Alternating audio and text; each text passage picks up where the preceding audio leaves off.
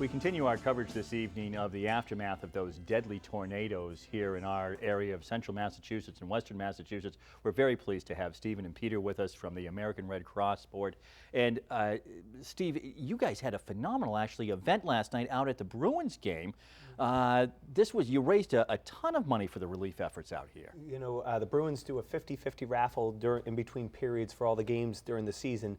The Bruins Foundation was nice enough to have the Red Cross there, and they said generally they donate about $6,000, of which half the 50-50 raffle winner wins. The Red Cross crew came out in full stride, and we were successful at raising just under $20,000 at the Bruins game at the 50-50 raffle. Isn't that fantastic? So quite an event, and a quick story to share with you. Towards the end of the night, somebody came over to me, and he pulled out a $20 bill, handed me the $20 bill, and he said, "I want you to see this picture." And he pulls a picture on his phone, and I look, and it's a foundation with a few pieces of wood leaning in. And I said, what is this? He said, "This is my house." And he said, every single person at the Red Cross, I have to thank you, thank you, thank you. You have been absolutely amazing. And he had tears come to his eyes. And he said, the staff was incredible, and you've made all of us feel so good. You've been there for us, and just overwhelmed. I mean, here's someone who's lost everything, and he's handing out a $20 bill to the Red Cross for being there for him. So a great amount of money raised by that 50-50 raffle. That's wonderful. Absolutely. And yeah, actually, the woman who won, she gave back the money. Really? Yes. That's tremendous generosity. Peter, as we're talking about this, and that is a wonderful story, you were just mentioning how he thanked all of the Red Cross volunteers, Steve, who had been there throughout. Peter really just working 24 hours a day for the last week plus. Yeah, matter of fact, I was at the chapter yesterday to pick up some materials, and there were 3 staff members there, and they were going to be there until midnight.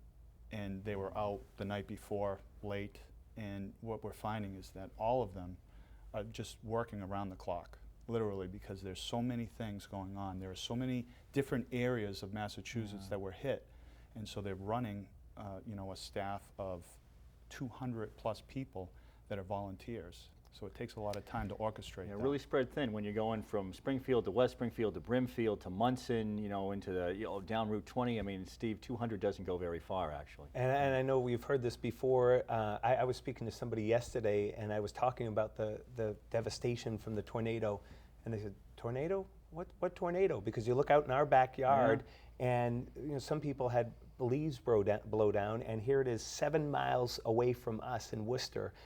There's total devastation. I mean, it looks like something out of a movie set. It doesn't even look real. And I think that's what's hard. We talk about all the time after a devastation like this.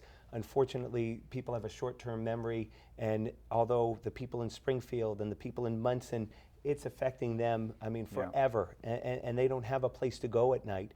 And it's important that we take the time to think about this and think about ways that we could help. And the Red Cross is a great avenue for helping out the victims. The Red Cross does so much in terms of providing food, providing shelter, manned shelters 24 hours.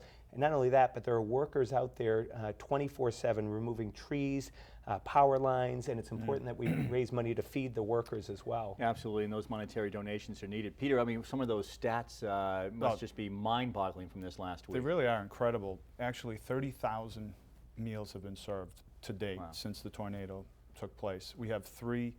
Originally we had 3 shelters, and that's grown to 7 shelters, and 460 people, or over 460, are using them at this point. So there have been over 1,500 overnight stays by those 460 people. So it's really amazing how they've worked that out. There's over 15 emergency vehicles going back and forth from all 3 of those different disaster zones as well. Geez, it really is credible, but the money is really going to be the life's blood. That's what's needed. That's what's needed. And one fun way, if you will, to help out, on July 26th, the Red Cross has a golf tournament at the International. So a lot of people out there, you've played golf before, you may not have set foot on the International. It truly is a remarkable course, a totally private course. This may be the only opportunity during the year to play there. And the Red Cross is looking for corporate volunteers, corporate donors, as well as individuals to play in the tournament.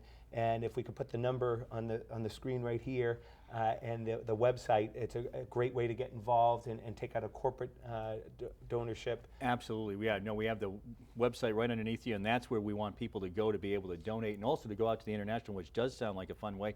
And Peter, again, just to support these efforts, as you're telling us, just kind of mind-boggling, 200 people and all that they have accomplished. Oh, I know, it is. And the other way you can also donate is by texting Red Cross, and that's 90999, and that will send a $10 donation right from your cell phone, so it'll show up on your bill, and it goes right to the cause.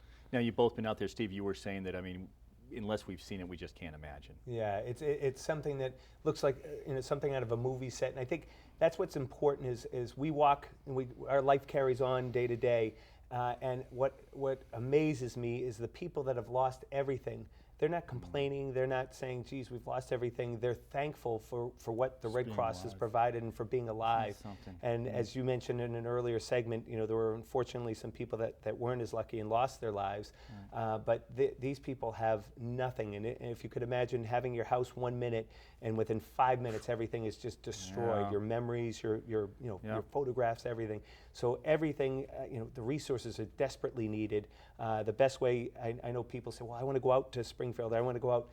The best way, really, even if it's a $5 donation, a $10 donation, whatever could be done, it would be greatly appreciated. It really would. Boy, that's great. Hey, and thanks for the effort that both of you are doing with this as well. And thank you for coming by and joining us here today. Thanks for having us. Yeah, We thanks for appreciate helping it. out the Red Cross. We appreciate it. And thank you also for all that you have done, because we know that you're out there making those donations. And thank you for joining us on the Hank Stoltz Experience.